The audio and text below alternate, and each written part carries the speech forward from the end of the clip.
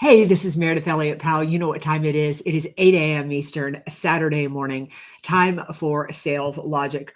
Mark, we were just lamenting there in the green room that we probably both ate too much, and so up here exercising on this Saturday after Christmas. But we got a great show today. I mean, I think this is really the show that sets the tone for 2025. Yeah, it is, because we're going to be talking about sales trends for 2025, and we're going to dive deep into some things. AI is changing a lot of things. We got a great question. The lightning round, we're going to talk about top 10 ways to make your RFPs more successful. We just had a show on RFPs, a little bit of RFPs, and wow, listenership went through the roof. So we're going to unpack that some more. We got a great show. Let's roll. Let's dive in. Prospect with integrity, we will get customers who have integrity. Integrity is the foundation from which everything is built on. You better understand value. But at the end of the day, sales is a relationship business. It is a people business. It is an emotional business.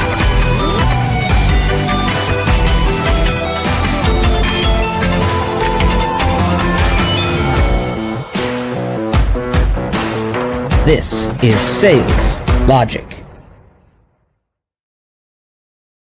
This is a Sales Logic. So, Mark, let's go ahead and dive in. I do want to remind the listeners, though, that we start every single session with the topics that you want to cover. So if you have ideas, go to saleslogicpodcast.com, go right here, and we will feature you on this show.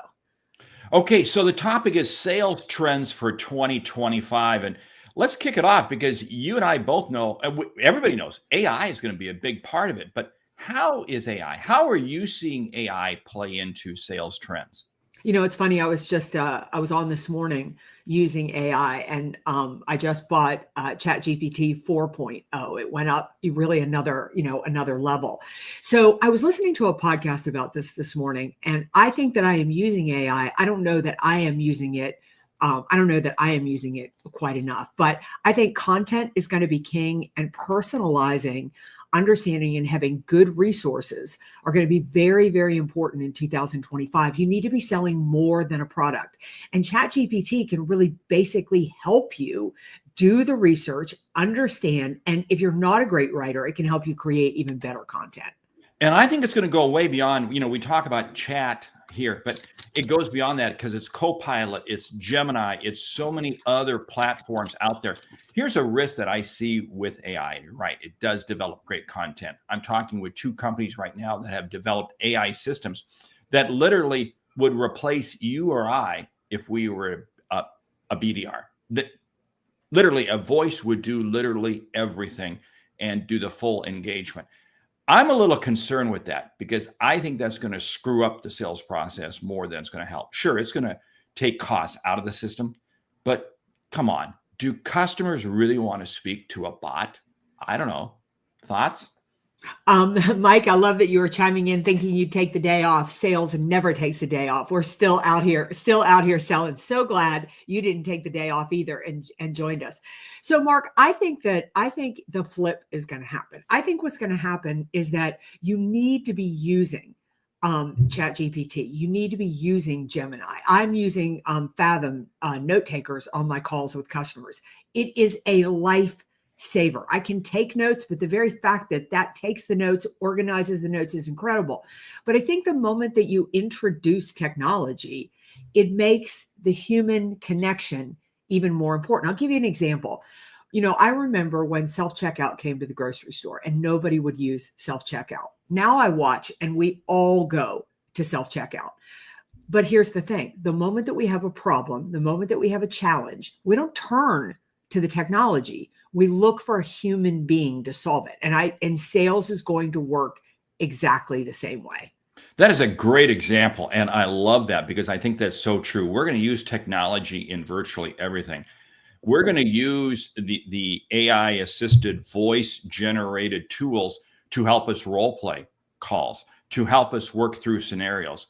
But when it comes time to actually engaging with the customer, I think our human interaction is going to be more important than ever. You brought up Fathom. There are plenty of those tools that record. To me, that's almost AI 1.0, if you really stop and think about this. And now we're quickly moving into AI 3.0, 4.0. But here's what's amazing. We talk about AI. It was just November of 2022 when AI really exploded on the scene. Now, think about how far it has come that rapidly.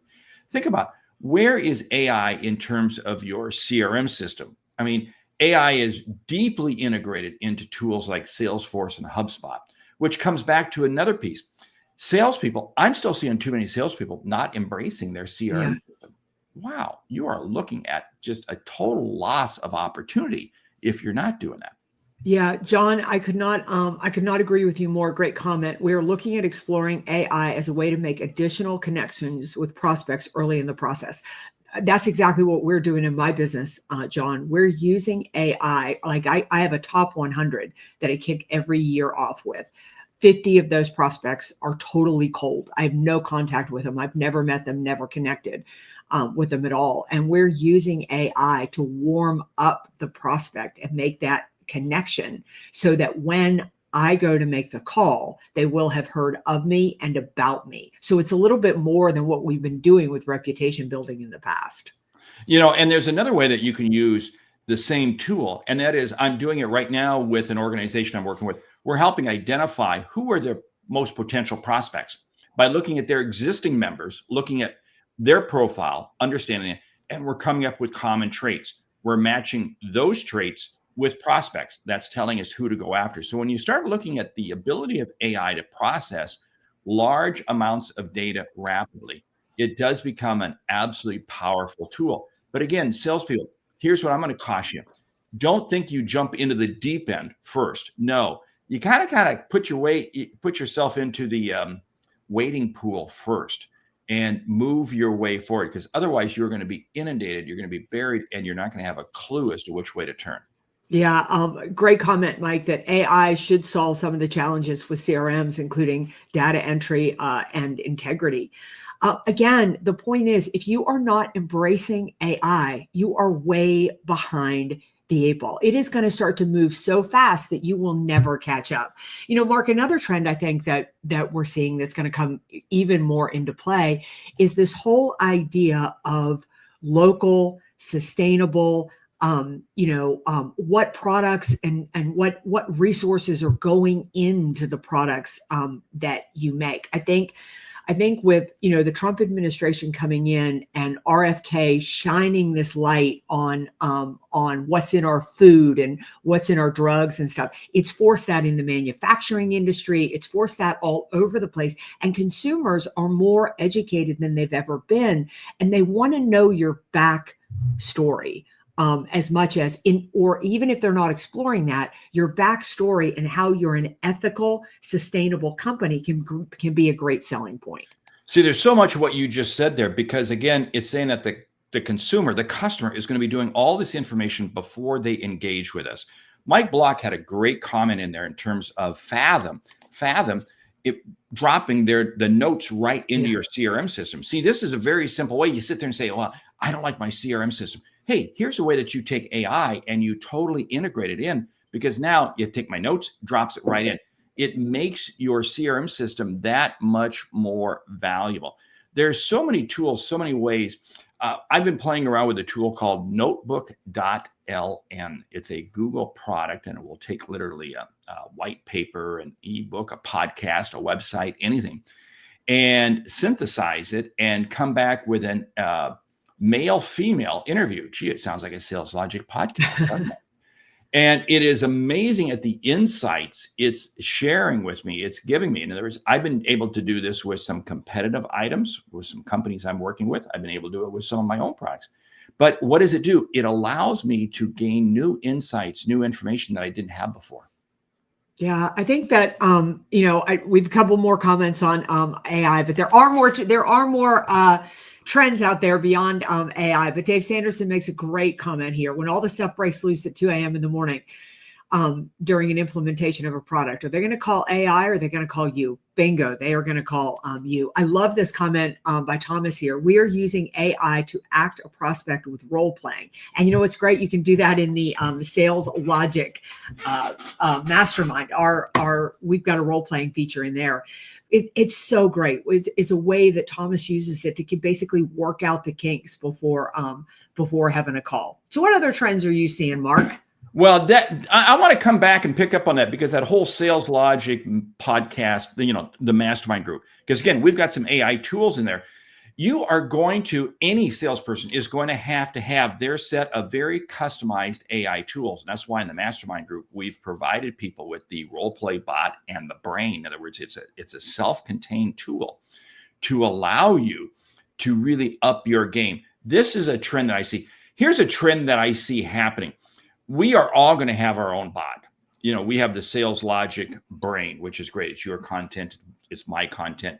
Members get access to that. We are going to see when you apply for a job where employers are going to say, hey, who are the agents? The agents, in other words, the AI tools that you have stored your information in. We want to be able to talk with that agent to really see if what you're saying in the interview is true. Now think about this. That's a validating tool. You're not going to be able to bluff your way through an interview. It's fascinating, but you think about the role of video cameras. You can't go anywhere in this world without having a video camera watch you or something. This is what's going to happen. This is a new world. Now, is it something to be scared of? No, because again, can't stop the train. All you can do is embrace it and understand how to use it. So that's a trend that I see. I think we have to validate every sales call we make by way of AI. Pre-call and post-call. I think that personal branding is going to continue to be a hot and heavy trend as we move into 2025. It's going to be less about the brand of the product or the company that you represent, and more about the personal brand that you bring to the table. And I think as salespeople, we have to stop allowing marketing or saying that that's marketing's job to determine our brand, and really, really work on determining what our brand is in the marketplace. That brings up a very interesting point, because you may be an organization where there's 3,000 salespeople working for a common company, but it's the individual brand. It's the individual brand. And more importantly than ever, this is what the customer is looking for, because when the customer does business with you, are they doing business with you or your company? Well, you are the face of your company. And that dovetails really well into the question we got, the listener question this week from Marina in Brownsville, Texas. She said that she loves the show, but she says, what do we as salespeople need to be looking for, learning about, and listening to in terms of how we shape our brand? So I'm going to throw out two podcasts that I love listening to, non-sales oriented. One is called Acquired and the other is called Founders. And these are podcasts that dig into early developers, early startup entrepreneurs, and so forth. Because again, we have to make sure that we as salespeople get outside our world and not just be sales focus. I don't know. What would be a podcast that you like that you say, hey, our listeners should be listening to? Well, every podcast that I listen to is about personal and professional development. I listen a lot to our friend Rory Vaden. I listen a lot to Lewis Howes. I listen a lot to Ed Millett. I also listen to a lot of political podcasts. I think keeping my ear to the ground on there's an economic podcast called Wealthy On that I listen to, because I need to my ear to the ground on what's happening with the economy. And then I need my ear to the ground on what's happening politically, because most of my customers, as yours are too, everybody, I don't mean Mark, I mean everybody listening to that, they are going to be impacted by local, state, and national and international politics. And you need to be aware of what's going on. So I think, I think another trend, something else we need to be paying attention to, is keeping our ear to the ground on globalization. Every time geopolitical tension happens somewhere around the world, whether it blows up literally or subsides, impacts the supply chain issue, impacts the ability to get products and services made and delivered, and that impacts your clients. I tell you what, I can't stress that enough. The supply chain. Start looking at what your supply chain is, not just your supply chain, but your customer supply chain. And we've talked about this going downstream and upstream. So critical, so important for us all the way around. We have to become more knowledgeable than ever. Why? Because things change. The marketplace changes faster than ever. And we as salespeople, we have to be seen as our customers' R&D department, research and development department. It's up to us to be bringing to our customers ideas and so forth that can help them really understand and know and do things that they didn't think were possible. That's what the role of salespeople really is all about. Yeah, I love Andy's comment here about AI as a lesson for all decision makers. Do you wait until others are far ahead of you in the latest advancements? Join others at the same time, or lead the way for others to follow? When do you adapt, or when do you buy? So true. This reminds me of back in the dark ages when social media first came out. I went and listened to a gentleman by the name of David Noir, and somebody raised their hand in his session and said, I think social media is a waste of time. And he said, it is a complete waste of time. He said, but there will come a point when it isn't a waste of time. And if you wait till that point, you will be so far behind. So Mark, what other trends do you see? Well, I'm seeing, I want to pick up on this whole thing that we have to be able to be sharing with our customers one or two insights on a regular basis that they don't know. And this is an AI trend. So you got to sit there and say, as a salesperson, what are the challenges my industry is going to be dealing with 2 years from now, 3 years from now? You got to be asking your AI tool, whatever tool you're using, what that is, and be bringing that in. That is something that is going to become table stakes going forward. Yeah, I think that another trend that basically I'm seeing is basically elevating your reputation as an expert in the field. I'm working with a company right now where we're developing a speaking opportunity for all of their salespeople. I'm basically training their salespeople to speak in public. So they're not just going in and doing a workshop at an event as an industry speaker. They're a great industry speaker. They're the industry speaker that everybody wants to go to their session. And by elevating them in that respect, it's going to be easy to follow up at a trade show and get the calls and things like that. See, but what are you doing? You're redefining the role of the salesperson. And this is what AI is going to force us to do. We have to redefine in everything. Now, that whole sales trend that you just talked about in terms of what you're doing with a sales team, it's more personalization. You're creating more personalized. We've talked about this before, the yin and the yang. The yin is AI and the yang is the personalization. So as we talk about the sales trend, personalization is going to be more important than ever. And the challenge it's going to make for us is the number of relationships that we can handle, I think because of AI tools, we will be able to handle more relationships. But boy, I'll tell you what, they've got to be personalized, because if they're not personalized, we are going to fall apart. Natalie, here's a great example, mastermind member, personalization, because we interact, we exchange ideas and comments all the time. And she says that she listens to podcasts and offer ideas that can be shared with my community and customers. Spot on. See, what is this doing? It's bringing the personalization to your customers by using, all those tools out there and all that access to information. Yeah, I think another trend that we're going to see is the continued blend of the personal and technology. It can't be one or the other. It reminds me of when I've worked with sales organizations that had, quote unquote, some of the old guys and then some of the younger sales professionals. And there's kind of this battle between the two. One wants to text everything and do everything on social media. And the other says, no, we still get, 3 guys go drink beer and go to a golf tournament. It isn't an either or. It's a strong combination of the two. If I can't get you drink a beer and go to the golf course and purchase something online, if I want to purchase something online at 2:00 in the morning, you'll lose the business. It's interesting. John Wong brings up the old saying, knowledge is power, continues to ring true. I'm going to add to that. Proximity is power. Proximity is power. Tony Robbins talks about this a lot. Proximity. And we see this. We see this in the business world. We see this in the political world. We see this in our communities. So it's not just knowledge, but it's the proximity. Now, how do I marry the two together? This is what's going to be, this is a sales trend I see in 2025. We have to be able to take this high level of knowledge and bring it to a proximity. That is, we're going to have to be creating more relationships, better relationships, authentic relationships, to be able to share this knowledge on a meaningful level. Yeah, I feel like, John's comment here with knowledge is power. I feel like that leads to another trend, which is the value we added in 2024 won't be enough in 2025. I think you should look at every significant customer relationship you have and ask yourself, how can this customer, quote unquote, not live without me? Now, we all know a customer can live without you, but I was doing an interview yesterday for an article coming out in a tech magazine where they were asking, what are some surprising ways that you could get fired? And I said, one of the most surprising is you get a great performance review. You did your job.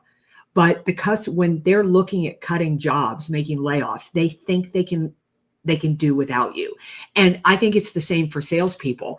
When they're sitting around looking at their budgets, and I don't care what the economy does next year, there's a mindset right now to cut back. We're watching it in companies all over the place. And they're asking themselves, do I need to spend this money? And if they're not looking at you and saying, yeah, you bring a lot to the table, so much more than delivering a product, they'll let you go. There's something to be said here, because here's the key thing. It's about creating urgency. Customers, everybody, we're not spending money until it's the last moment. It's the last moment that we spend the money. And we have to ask ourselves, how do we play into that? Now, that's probably a whole separate topic, whole separate episode we should do on this, and on the level of urgency, fake versus real. But what does it come down to? It comes down to table stakes, that if you don't know the information regarding your customers upstream and downstream, you are not going to be able to even get a seat at the table. So what does this mean? If AI is not a central part of what you do every day, the old expression used to be, hey, have you gone out and Googled something today? Now, the expression is, have you gone out and put something into AI, whatever AI tool you're using every day? Because otherwise you are going to be falling behind. Real quick, they used to say that the information would double every 18 months. And that a person today was, or a person living in 1700 in their lifetime was exposed to only the amount of news that was found in the Sunday New York Times. I don't know if they still print the Sunday New York Times, but and now you look at the level of information we have today. That trend is only going to continue to accelerate. Yeah, a great point, Natalie. It's a great topic for the next Sales Logic Mastermind, which, Mark, before we jump into the book and the lightning round, we need to say that the show is brought to you by the Sales Logic Mastermind. Listen, if you want to make 2025 your best year on record, go to saleslogicpodcast.com, check out the mastermind, and together we are going to all exceed our goals next year. So, Mark, what's up with the book? The book is from Carson Hetty, good friend of ours. The show must go on. This is written by a gentleman who is out there in the trenches every day. He is crushing it as a top 1% salesperson. I loved this book. I just finished it over the holidays, and it is really his story, his challenges, his opportunities. And if you need a little motivation on how to increase your sales for 2025, check out The Show Must Go On. And I'll tell you what, his story is absolutely compelling, because he just didn't walk in and become a top performer. Not at all. Not at all. He's gone through more struggles and more issues than you can ever imagine. Okay, ready for the lightning round? I am. Top 10 ways to make your RFPs more successful. Go. Number one, never submit an RFP without making some personal connection first. 2, your goal is to get a seat at the table, not necessarily win it on the first round. Yeah.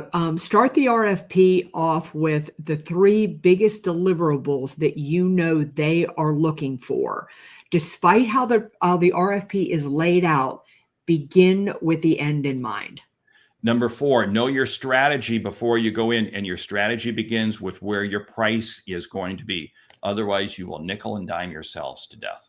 Yeah, decide whether this is even a good RFP for you. Is this really in the right zone? Is this really the best customer? Are they so price sensitive? Check it out. Is this in your ideal customer profile? I'm going to add on to that. What's your strategy? Is this strategy just to become known with them? Is your strategy to throw a signal to the industry? Is your strategy to undermine a competitor? Know that strategy. Be very clear on that before you go in. Number 7. Number 7. I don't know. Know the competitive landscape. Be really, really clear on who else is going for this RFP and what is your differentiator.